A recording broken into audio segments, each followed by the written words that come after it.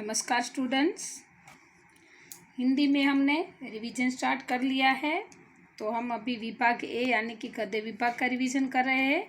उसमें हमने एमसीक्यूज और वो जो विकल्प है जोड़े मिलाइए और 2-3 वाक्य में उत्तर, इन सब का रिवीजन कर लिया है। आज हम करेंगे 4-5 वाक्यों में उत्तर। स्टूडेंट, और एक बात बता दूं रिवीजन स्टार्ट करने से पहले कि ये चैप्टर 2 के साथ साथ आपको जो प्रयोजन मूलक हिंदी के जो पुस्तकालय के क्वेश्चन आंसर आप सब ने ऑन वर्ड में लिखे हैं, आपकी बुक में भी लिखे हुए हैं। मैंने जो चेक की है बुक, इसलिए मुझे पता है। तो वो आपको आपकी सबकी बुक में अलग अलग लिखे हैं, इसलिए अगर मैं इधर रिवीजन में लूँगी तो सबके आंसर अलग अलग हो जाएंगे। फिर भी मैं लास्ट में उसका रिवीजन उस चैप्टर का ही करा दूँगी। तो अभी पहले हम चैप्टर 2 का रिवीजन करते हैं।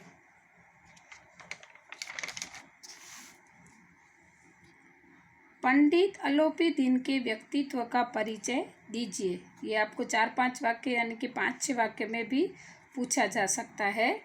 उसके साथ साथ वो प्रयोजन मूलक हिंदी के भी क्वेश्चन आंसर होंगे, तो वो भी आपको करने होंगे।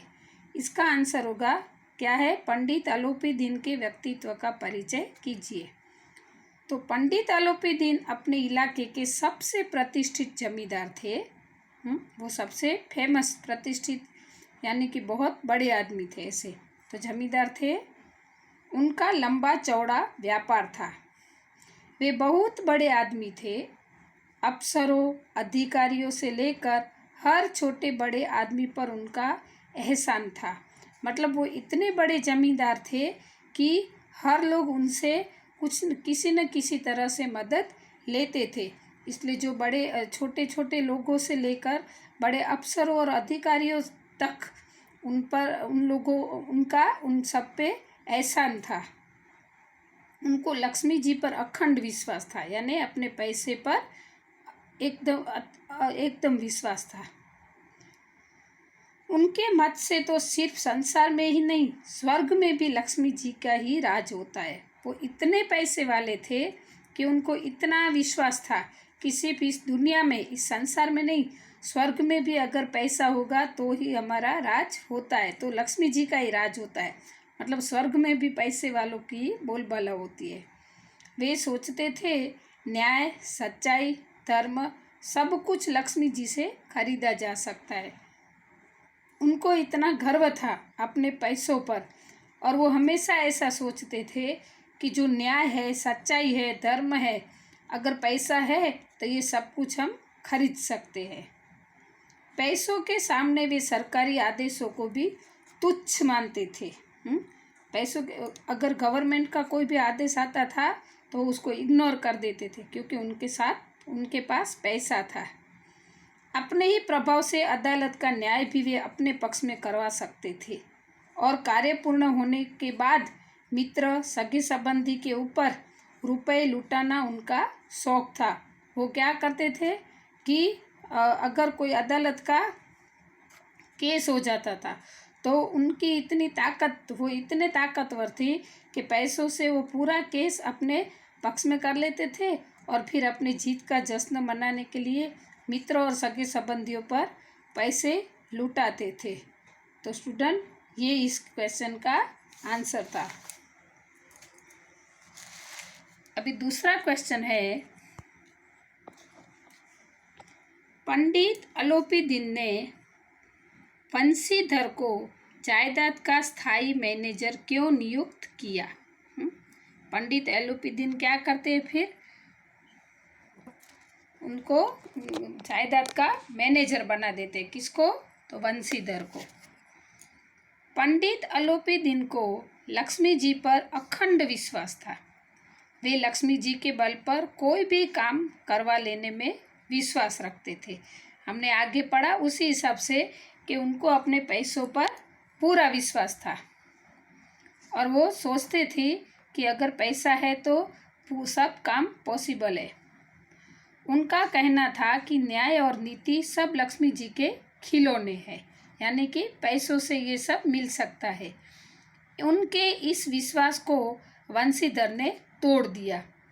उनको ये जो गर्व था कि पैसे से ही सब कुछ पॉसिबल है, सब कुछ मिल सकता है, सब कुछ खरीद सकते हैं, लेकिन जो वंशीधर थे उन्होंने उनके इस विश्वास को तोड़ दिया था।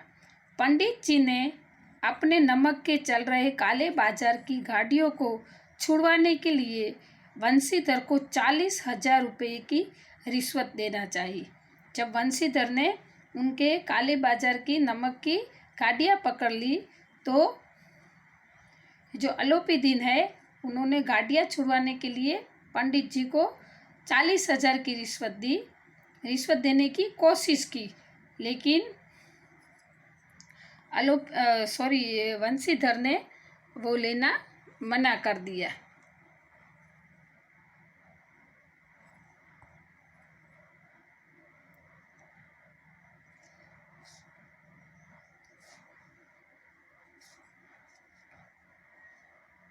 वंशीधर ने 40,000 रुपये की रिश्वत देना चाहिए, वंशीधर को रिश्वत देना चाहिए, लेकिन वंशीधर एक ईमानदार और धर्म में मानने वाले व्यक्ति थे। उन्होंने पंडित जी के 40,000 रुपयों को ठुकरा कर सत्य की राह पर अड़े रहे। फिर क्या हुआ कि जब उन्होंने रिश्वत देने की कोशिश की, लेकिन वंशीधर एक ईमानदार आदमी थे और वो सच्चाई पर खड़े रहे, तो फिर सत्य की राह पर वो अड़े ही रहे और रिश्वत कुछ काम न आई। पंडित अलोपीदीन को पहली बार ऐसा ईमानदार और कर्तव्यनिष्ठ व्यक्ति मिला था। आज तक जितने भी अधिकारी आए थे सब ने रिश्वत लेकर इनका कहना मान लिया था, पंडित जी का कहना मान लिया था, लेकिन यही ऐसा एक अधिकारी था जो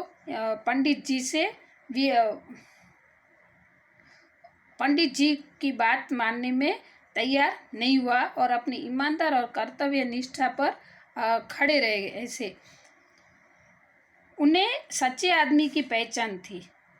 जो पंडित थे अलोपीदीन, वो हमेशा आदमी की परख कर लेते थे और उनको पता चल गया कि ऐसा सच्चा आदमी और कोई नहीं मिल सकता है। उनको लगा कि उनकी अपनी जायदाद और कारोबार की देखभाल के लिए ऐसे ही आदमी की ज़रूरत है।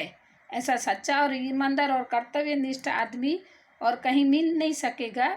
ऐसा सोचकर फिर उन्होंने सोचा कि मुझे ऐसे आदमी की ज़रूरत है। इसलिए पंडित जी ने वंशीधर को जायदाद का स्थायी मैनेजर नियुक्त किया। फिर उनको लगा कि उनकी जायदाद की रखवाली के लिए भी ऐसे ईमानदार और कर्तव्यनिष्ठ आदमी की ज़रूरत है। इसलिए उन्होंने फिर वंशीधर को ही अपने जायदाद का स्थायी मैनेजर नियुक्त किया। स्टूडेंट, ये दोनों क्वेश्चन आपको रिवीजन में लिख लेने हैं। अस्तु।